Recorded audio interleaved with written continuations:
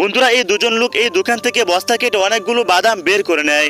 এরপর সে দোকানদারকে গিয়ে বলে যে আমাকে কিছু জিনিস দেন। এরপর দোকানদার যখন তাকে কিছু জিনিস দিতে যাবে তখন সে বলে যে না আমি এগুলো কিনবো না। তখন এই লোকটি দোকানদারকে বলে যে তোমার কাছে কি কোনো বাদাম আছে? তখন দোকানদার বলে যে তুমি যেখানে দাঁড়িয়েছিলে সেখানেই তো বাদাম রাখা ছিল। তখন দোকানদার তাকে বলে যে আচ্ছা ঠিক আছে, বাদাম 700 টাকা কেজি, তোমরা কয় কেজি নিবে? তখন লোকটি বলে যে আমরা বাদাম নিব না, আমরা তোমাকে বাদাম দিব।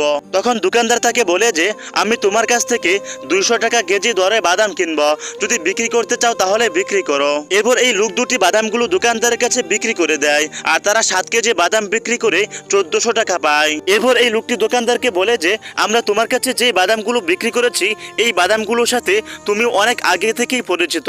এটা বলে লোকটি এখান থেকে চলে যায়। বন্ধুরা এরপরে কি হয়েছে সেটা দেখার আগে আপনি যদি বাংলাদেশ অথবা ইন্ডিয়ার মানুষ হয়ে থাকেন তাহলে ভিডিওটিতে একটি লাইক দিয়ে চ্যানেলটি সাবস্ক্রাইব করুন। বন্ধুরা এরপর দোকানদার যখন বাদামগুলো বাদামের বস্তার মধ্যে ঢালতে যাবে তখন সে দেখে যে বাদামের বস্তা ছিঁড়া। তখন সে বুঝতে পারে যে তার বাদাম তার কাছে বিক্রি করা হয়েছে।